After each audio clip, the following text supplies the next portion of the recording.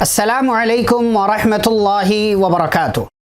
بسم اللہ والصلاة والسلام علی رسول اللہ نبینا محمد وعلی آلہ واصحابہ ومن والاہ، اما بعد۔ معزز ناظرین، البر فاؤنڈیشن کی طرف سے پیش کیا جانے والا یہ خوبصورت پروگرام خلاصہ تراویح کے نام سے، جس میں میں حافظ خلیل الرحمن سنابلی آپ تمام کا خیر مقدم کرتا ہوں، استقبال کرتا ہوں، اہلاً و سہلاً مرحبا کہتا ہوں۔ انشاءاللہ اس سیریز میں مکمل پورے رمضان ہم روزانہ ایک پارے کا خلاصہ، اس کی مختصر تفسیر، مختصر وضاحت آپ کے سامنے پیش کریں گے۔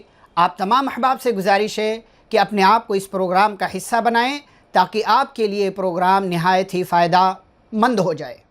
وَلَقَدْ يَسَّرْنَا الْقُرْآنَ لِلذِّكْرِ فَهَلْ مِن مُّدَّكِرٍ۔ آج کے دن سب سے پہلا پارہ ہم آپ کے سامنے پیش کر رہے ہیں۔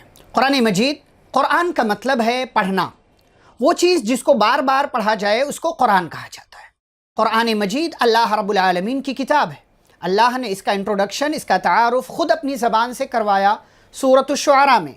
اللہ فرماتے ہیں وَإِنَّهُ لَتَنزِيلُ رَبِّ الْعَالَمِينَ نَزَلَ بِهِ الرُّوحُ الْأَمِينُ عَلَى قَلْبِكَ لِتَكُونَ مِنَ الْمُنذِرِينَ بِلِسَانٍ عَرَبِيٍّ مُبِينٍ۔ اللہ فرماتے ہیں کہ یہ کتاب رب العالمین کی طرف سے نازل کی گئی ہے، جس کو لے کر کے حضرت جبریل علیہ السلام نازل ہوئے علی قلبک، آپ کے دل پر، یعنی پیارے نبی صلی اللہ علیہ وسلم کے دل پر۔ اس قرآن کے نازل کرنے کا مقصد کیا ہے؟ لِتَكُونَ مِنَ الْمُنذِرِينَ، تاکہ آپ اس کتاب کے ذریعے لوگوں کو ڈرانے کا کام کریں۔ بِلِسَانٍ عَرَبِيٍّ مُبِينٍ، یہ کتاب واضح عربی زبان میں ہے، عربک لینگویج میں ہے۔ یہ اللہ نے تعارف کرایا۔ قرآن مجید اللہ رب العالمین نے ہم سبھی کے لیے نازل کیا، اس میں خیر ہی خیر ہے، برکت ہی برکت ہے، یہ شفا ہے، یہ علاج ہے۔ قرآن مجید کے اندر کل 114 صورتیں ہیں۔ پہلی سورہ سورۃ الفاتحہ، آخری سورہ سورۃ الناس، اس کی سب سے چھوٹی سورہ ہے سورۃ الکوثر، اور اس کی سب سے بڑی سورہ ہے سورۃ البقرہ۔ سب سے عظیم سورہ ہے سورۃ الفاتحہ، جو قرآن مجید کی پہلی سورہ ہے۔ آئیے آغاز کرتے ہیں۔ سورۃ الفاتحہ، اس کی عظمت کے لیے، اس کی اہمیت کے لیے بات کافی ہے کہ اللہ کے رسول صلی اللہ علیہ وسلم نے فرمایا لا صلاۃ لمن لم یقرأ بفاتحۃ الکتاب، اس شخص کی نماز ہی نہیں ہوتی جو سورۃ الفاتحہ نہ پڑھے۔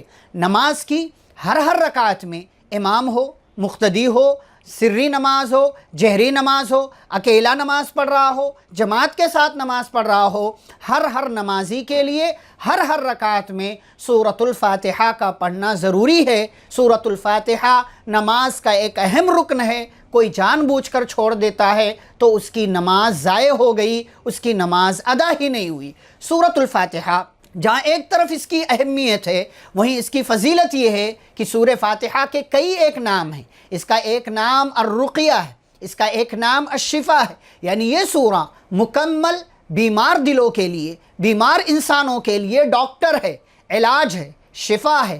ہم اپنے مریضوں کا، اپنی بیماریوں کا، اپنے بیماروں کا سورۃ الفاتحہ کے ذریعے علاج کریں گے۔ اللہ اس سورہ کی برکت سے بیمار کو اور بیماری کو ٹھیک کر دے گا۔ اس سورہ کے اندر کیا ہے؟ اس سورہ کے اندر بنیادی طور سے دو اہم چیزیں ہیں۔ بہت ساری باتیں ہو سکتی ہیں، دو اہم چیزیں ہیں۔ ایک کا تعلق اللہ سے ہے، دوسرے کا تعلق بندے سے ہے۔ اسی کو اللہ نے حدیث قدسی کے اندر فرمایا قسمت الصلاۃ بینی و بین عبدی نصفین، میں نے صلاۃ کو یعنی سورۃ الفاتحہ کو آدھا آدھا اپنے اور اپنے بندے کے درمیان تقسیم کر دیا ہے۔ اللہ کا حصہ ایاک نعبد تک ہے، اور بندے کا حصہ وَإِيَّاكَ نَسْتَعِينُ سے شروع ہو کر وَلَا الضَّالِّينَ تک پہنچ جاتا ہے۔ اس سے ایک اور اہم بات معلوم ہوتی ہے کہ ہمیں جب دعا کریں، ہم جب اللہ سے کچھ مانگنے کی باری آئے تو زیادہ سے زیادہ اللہ کی تعریف کریں۔ الحمدللہ رب العالمین، الرحمن الرحیم، مالک یوم الدین، ایاک نعبد، یہ سب اللہ کی تعریف ہے۔ اللہ کی تعریف کریں گے، اللہ خوش ہوگا، اور جب اللہ خوش ہوگا آپ آگے جو اللہ سے مانگیں گے اللہ رب العالمین اس خوشی میں آ کر کے آپ کو وہ چیز عطا کر دے گا کہ میرا بندہ میری تعریف کر رہا ہے۔ ایک اور بات یاد رہے، جب قرآن مجید کی ہم تلاوت کرتے ہیں تو اعوذ باللہ من الشیطان الرجیم بسم اللہ الرحمن الرحیم سے آغاز کرتے ہیں۔ سب سے پہلے تعوذ پڑھتے ہیں، پھر بسملہ پڑھتے ہیں، یعنی اعوذ باللہ من الشیطان الرجیم پہلے، بسم اللہ الرحمن الرحیم بعد میں۔ ایسا کیوں؟ اس لیے کہ انسانی زندگی میں پہلے آنے والی تکلیف کو دور کرنا ضروری ہے، پھر اس کے بعد جو ہے آپ رحمت کو سمیٹیں گے، رحمت کو لیں گے۔ اسی لیے آپ جب قرآن مجید پڑھنے جاتے ہیں تو اپنے آپ کو اللہ کی پناہ میں دیتے ہیں مردود شیطان سے، تاکہ یہ آ کر کے ہماری تلاوت کو ڈسٹرب نہ کرے، اور پھر آپ بسم اللہ الرحمن الرحیم پڑھ کر کے قرآن مجید کی تلاوت کرنا شروع کر دیتے ہیں۔ یہ پہلی سورہ سورۃ الفاتحہ، جس کے حوالے سے چند ایک چیزیں ہم نے آپ کے سامنے رکھی۔ اس کے بعد سورۃ البقرہ کا آغاز ہوتا ہے۔ البقرہ کا مطلب گائے، ایک جانور کے نام پر یہ سورہ ہے۔ کیوں؟ اس لیے کہ آگے چل کر کے اس سورہ میں اس جانور کا، گائے کا تذکرہ ہے، جو بنی اسرائیل کے حوالے سے اللہ رب العالمین نے مکمل واقعہ بیان کیا ہے۔ اسی کی مناسبت سے اس سورہ کو سورۃ البقرہ کہا جاتا ہے۔ یہ قرآن مجید کی سب سے لمبی سورہ ہے، سب سے بڑی سورہ ہے، اور سب سے زیادہ آیتیں اسی سورہ کے اندر موجود ہیں۔ تقریباً 2.5 پارے میں یہ سورہ مکمل طور سے موجود ہے، پھیلی ہوئی ہے۔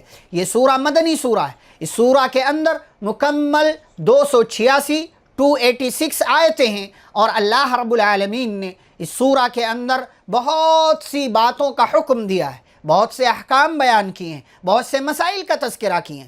جیسے جیسے ہم آگے بڑھیں گے آپ کے سامنے وہ احکام، وہ مسائل بیان کرتے چلے جائیں گے، اور اختصار کے ساتھ اس کی وضاحت بھی آپ کے سامنے کریں گے۔ سب سے پہلے سورۃ البقرہ کی فضیلت جانتے ہوئے چلیں۔ پیارے رسول صلی اللہ علیہ وسلم نے فرمایا لا تجعلوا بیوتکم مقابر، اپنے گھروں کو قبرستان نہ بناؤ، یعنی جیسے قبرستان میں نہ نماز ہوتی ہے نہ قرآن کی تلاوت ہوتی ہے، ایسے اپنے گھروں کو قبرستان نہ بناؤ، بلکہ اپنے گھروں میں نماز ادا کرتے رہو، قرآن مجید پڑھتے رہو، اور بطور خاص سورۃ البقرہ کی تلاوت کرتے رہو۔ کیوں؟ فإن الشیطان یفر من البیت الذی تقرأ فیہ سورۃ البقرہ، کیونکہ جس گھر میں سورۃ البقرہ پڑھی جاتی ہے شیطان اس گھر سے بھاگ جاتا ہے، اس گھر کو اپنا مسکن اور ٹھکانہ نہیں بناتا ہے۔ بعض لوگ یہ تصور کرتے ہیں گھروں میں کوئی مسئلہ ہو 40 دن تک جو ہے سورۃ البقرہ پڑھو، نیا گھر بناؤ 40 دن تک سورۃ البقرہ پڑھو، اس سے آفتیں مصیبتیں نہیں آتی ہیں، اور جو آفتیں ہیں وہ ختم ہو جاتی ہیں۔ ایسی کوئی بات شریعت اسلامیہ کی طرف سے ثابت نہیں ہے، ایسی کوئی بات قرآن و حدیث کا حصہ نہیں ہے۔ آگے بڑھیں۔ اللہ رب العالمین نے سورۃ البقرہ کا آغاز کیا، سب سے پہلے کہا الف لام میم، یہ حروف مقطعات کہلاتے ہیں۔ یہ ایسے الفاظ، ایسے حروف قرآن میں کئی جگہ آپ کو سورتوں کی ابتدا میں، آغاز میں مل جائیں گے۔ ان کا مطلب اللہ کے سوا کوئی نہیں جانتا، اللہ اعلم بمرادہ، اللہ ان کی مراد، ان کا معنی مفہوم، ان کی میننگ ہی جانتا ہے، اس کے علاوہ کوئی اور نہیں جانتا ہے۔ یہ بھی قرآن کا ایک معجزہ ہے کہ قرآن میں کچھ ایسے حروف ہیں جن کا معنی مفہوم اللہ کے سوا کوئی نہیں جانتا۔ آگے بات شروع ہو رہی ہے، گفتگو کا آغاز ہو رہا ہے۔ اللہ نے کہا ذَلِكَ الْكِتَابُ لَا رَيْبَ فِيهِ هُدًى لِّلْمُتَّقِينَ، کتاب کے بارے میں اللہ رب العالمین تذکرہ کر رہے ہیں۔ یہ ایسی کتاب ہے جس کے بارے میں کوئی شک نہیں، کوئی شبہ نہیں۔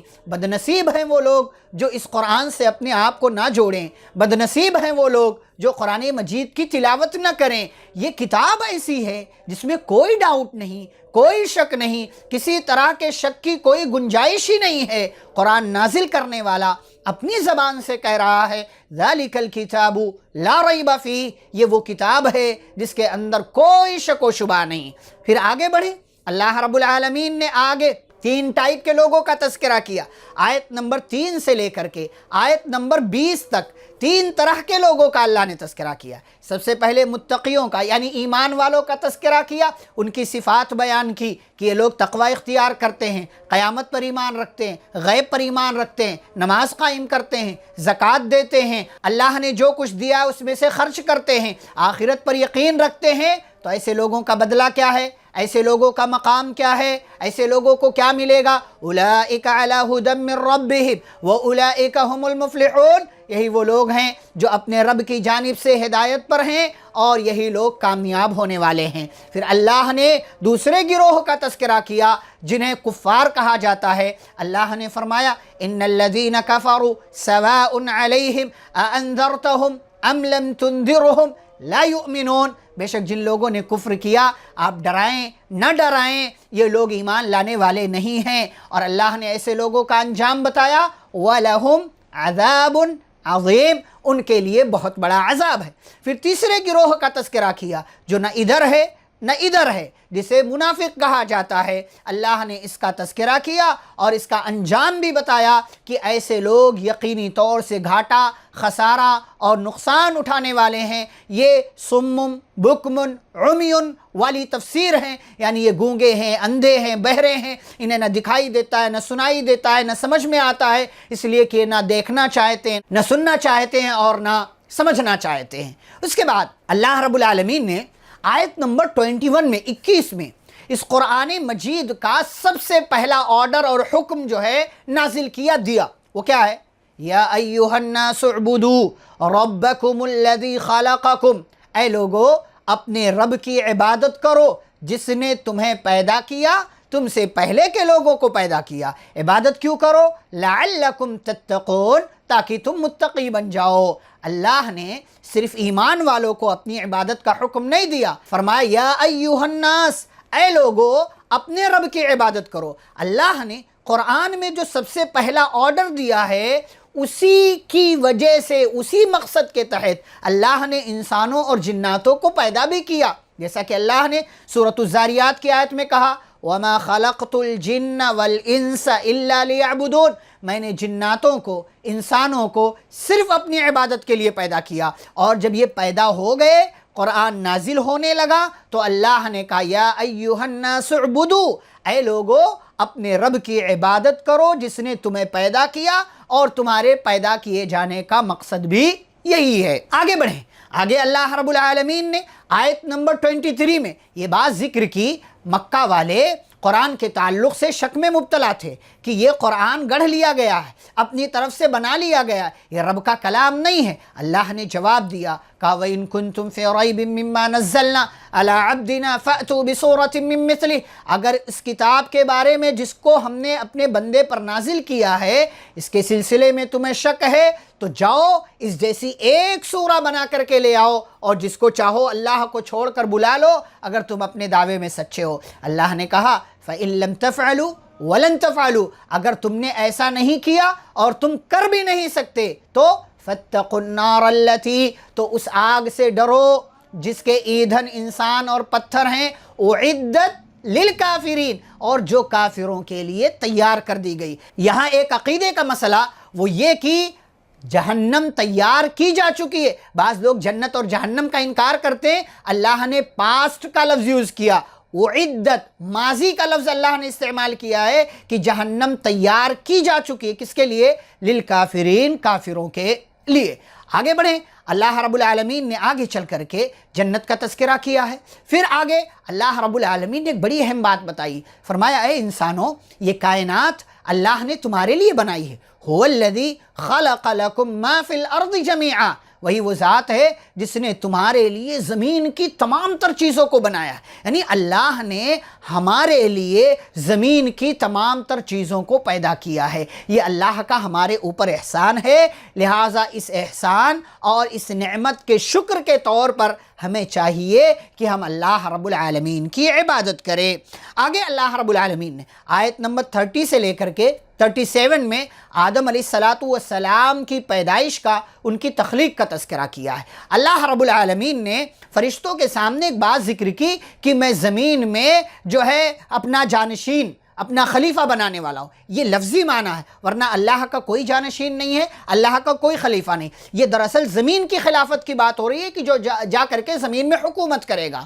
تو فرشتوں نے کہا अतजअलु फ़ीहा मन युफ़्सिदु फ़ीहा व यस्फ़िकु दिमाअ व नहनु नुसब्बिहु बिहम्दिका व नुक़द्दिसु लक। अल्लाह हम तेरी तारीफ़ तेरी इबादत के लिए काफ़ी हैं, ऐसी मखलूक बनाने की क्या ज़रूरत है जो जा करके ज़मीन में फितना और फसाद मचाएगी और आपस में लोग एक दूसरे का खून बहाएंगे। क्या फ़रिश्तों को गैब का इल्म था? नहीं, अल्लाह ने बताया था। क्या फ़रिश्तों ने अल्लाह की बात पर एतराज़ किया? नहीं, बल्कि एक सवाल किया। फिर आगे अल्लाह ने क्या कहा, उनको जवाब क्या दिया, इन्नी अअलमु मा ला तअलमून, जो मैं जानता हूँ वो तुम नहीं जानते हो। आगे अल्लाह जिक्र करते हैं आदम अलैहिस्सलातु वस्सलाम को अल्लाह ने पैदा किया, उनकी तख्लीक कर दी और उनको बना दिया, रूह फूंक दी और उनको हर चीज़ का इल्म सिखा दिया। फिर फ़रिश्तों के सामने ला करके पेश किया, फ़रिश्तों से कहा अंबिऊनी बि अस्माइ हाउलाई इन कुंतुम सादिकीन, पहले जो तुम कह रहे थे उन तमाम में अगर तुम सच्चे हो, अपनी बात में सच्चे हो, सादिक हो, तो इन तमाम चीज़ों के नाम बताओ। फ़रिश्तों ने माज़रत कर लिया, कहा सुब्हानक ला इल्म लना इल्ला मा अल्लमतना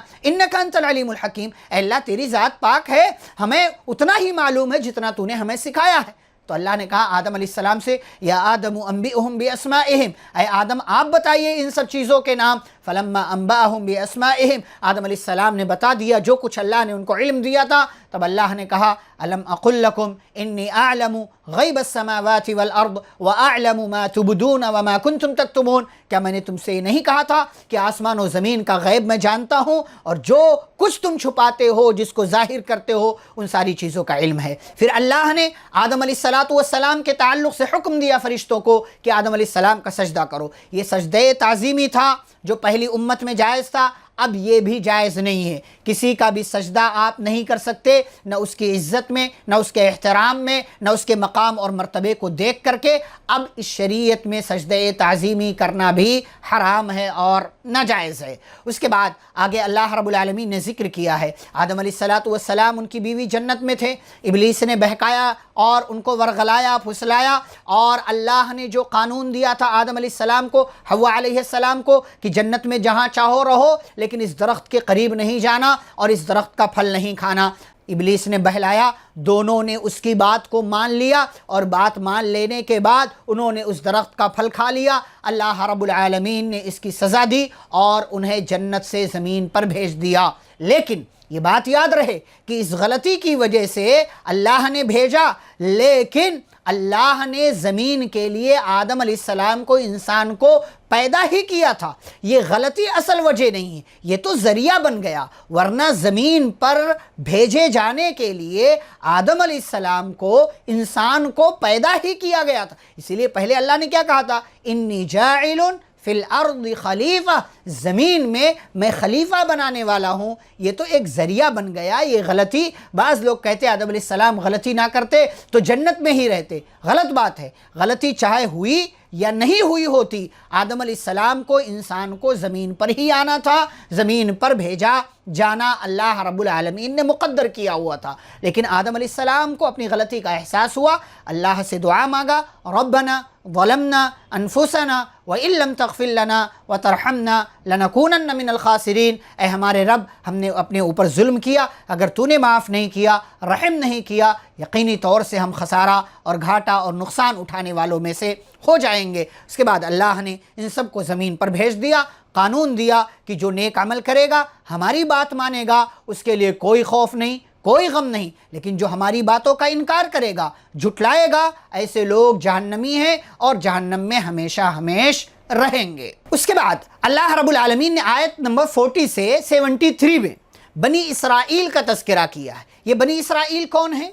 याकूब अलैहिस्सलातु वस्सलाम के 12 बेटे थे, उन 12 बेटों से 12 कबीले बने। इसराइल याकूब अलैहिस्सलातु वस्सलाम का नाम था, बाज़ लोग कहते कि लक़ब था। बनी इसराइल यानी इसराइल के बेटे, याकूब अलैहिस्सलाम के बेटे, वहीं से ये सिलसिला चला। याकूब अलैहिस्सलाम के बेटे यूसुफ और बाद में इसी में मूसा अलैहिस्सलाम को और ईसा अलैहिस्सलातु वस्सलाम को भेजा गया। मूसा अलैहिस्सलाम के मानने वाले यहूदी कहलाए, ईसा अलैहिस्सलाम के मानने वाले ईसाई कहलाए। और बनी इसराइल उम्मत मुहम्मदिया से पहले सबसे अफजल, बेहतरीन और बड़ी ही जो है अल्लाह के नज़दीक और करीबी कौम थी, उम्मत थी, महबूब उम्मत थी। लेकिन इन लोगों पर अल्लाह ने इतने एहसानात किए थे, उसके बावजूद इस कौम ने हर जगह اللہ کی نافرمانی کی، نبیوں کو پریشان کیا، بلکہ نبیوں کو قتل بھی کیا، اللہ کی آیتوں کا، نشانیوں کا انکار کر دیا، اور اللہ کی دی ہوئی کتاب میں تحریف کی، چینجنگ کیا، اور اسے مکمل طور سے بدل کر کے رکھ دیا، کبھی معنی بدلا، کبھی الفاظ بدلے۔ ان ساری چیزوں کا تذکرہ اللہ نے سورۃ البقرہ کی ان آیات میں کیا ہے اور اس کی تفصیل بیان کی ہے۔ ساتھ ہی اللہ نے اس بات کو بھی ذکر کیا کہ بنی اسرائیل سے اللہ نے عہد و پیمان لیا تھا کہ صرف اللہ کی عبادت کرنا، والدین کے ساتھ حسن سلوک کرنا، رشتہ داروں کا، یتیموں کا، مسکینوں کا خیال رکھنا، لوگوں سے اچھی بات کرنا، نماز قائم کرنا، زکوٰۃ دینا، لیکن چند لوگوں کو چھوڑ کر تمام لوگوں نے، تمام بنی اسرائیل نے جو ہے اللہ کی بات کو نہیں مانا، انکار کر دیا، اور اللہ سے جو وعدہ کیا تھا، جو عہد و پیمان ہوا تھا، اس کو مکمل طور سے توڑ کر کے رکھ دیا۔ پھر آگے اللہ رب العالمین مزید ان لوگوں کے تعلق سے ایک عجیب و غریب بات ذکر کرتے ہوئے فرماتے ہیں کہ دنیا کے اندر سب سے زیادہ زندہ رہنے کی حریص کوئی قوم ہے تو وہ لوگ ہیں جو اپنے آپ کو یہودی کہتے ہیں۔ وَلَتَجِدَنَّهُمْ أَحْرَصَ النَّاسِ عَلَى حَيَاةٍ، آپ یہودیوں کو زندہ رہنے کا سب سے زیادہ حریص پائیں گے، اور انہی کے ساتھ ساتھ مشرکین کو، وَمِنَ الَّذِينَ أَشْرَكُوا، مشرکین بھی زندہ رہنے کے سب سے زیادہ حریص ہیں۔ يَوَدُّ أَحَدُهُمْ لَوْ يُعَمَّرُ أَلْفَ سَنَةٍ، ان میں سے ہر ایک کی یہ خواہش ہے کہ کاش انہیں 1000 سال کی عمر دے دی جائے۔ اللہ کہتے ہیں مجرم تو ہیں ہی، گنہگار ہیں، نافرمان ہیں، اگر انہیں 1000 سال کی عمر بھی دے دی جائے تب بھی یہ اللہ کے عذاب سے نجات پانے والے نہیں ہیں۔ آگے اللہ نے حضرت سلیمان علیہ السلام کا ذکر کیا، اور ساتھ ہی ایک غلطی کا جواب بھی اللہ نے دیا۔ بہت سے لوگ یہ سمجھتے ہیں کہ سلیمان علیہ السلام جادو کے بل پر لوگوں پر حکومت کر رہے تھے، ان کی اتنی بڑی بادشاہت جو پھیلی ہوئی تھی وہ جادو کے بل پر تھی۔ اللہ نے کہا وَمَا كَفَرَ سلیمان، سلیمان علیہ السلام نے کوئی کفر نہیں کیا، یعنی جادو کفر ہے، اور جادو سیکھ کر کے سلیمان علیہ السلام نے نعوذ باللہ یہ کام کیا ہی نہیں، یعنی انہوں نے کفر نہیں کیا، یہ اللہ نے ان کی طرف سے جواب دیا۔ آگے بڑھیں، پیارے نبی صلی اللہ علیہ وسلم کا مقام اللہ نے ذکر کیا ہے اسی پارے کے اندر، اور کہا یا ایہا الذین آمنوا لا تقولوا راعنا وقولوا انظرنا واسمعوا وللکافرین عذاب علیم۔ اللہ کہتے اے ایمان والو تم راعنا کا لفظ مت استعمال کرو۔ یہ کیوں کہا اللہ نے؟ دیکھیں پیارے نبی صلی اللہ علیہ وسلم کے پاس لوگ ملنے کے لیے آتے تھے، سوال کرتے تھے، تو پیارے نبی صلی اللہ علیہ وسلم کی توجہ حاصل کرنے کے لیے راعنا کا لفظ استعمال کرتے تھے صحابہ وغیرہ، لیکن یہودی یہ بدماش لوگ جب آتے تھے پیارے نبی صلی اللہ علیہ وسلم کے پاس تو راعنا کے بجائے راعینا کہتے تھے۔ دونوں میں کیا فرق ہے؟ راعینا کا مطلب ہمارا خیال کرو، ہماری طرف توجہ کرو، اور راعینا کا مطلب ہمارے چرواہے۔ راعی جلدی سے پڑھیں گے تو معنی خیال کرنا، اور راعی یا کے ساتھ پڑھیں گے تو معنی چرواہا ہو جاتا ہے۔ تھوڑے سے زبان کو گھما دینے کی وجہ سے کیا ہو گیا؟ معنی کہیں سے کہیں پہنچ گیا۔ یہ بدماشی کرتے تھے یہودی لوگ۔ اللہ نے ایمان والوں کو اس لفظ کے استعمال سے منع ہی کر دیا۔ کیا پتہ چلا؟ جس لفظ کی وجہ سے نبی صلی اللہ علیہ وسلم کی شان میں گستاخی ہوتی ہو، ہمیں ایسے الفاظ نبی صلی اللہ علیہ وسلم کے لیے استعمال نہیں کرنا چاہیے۔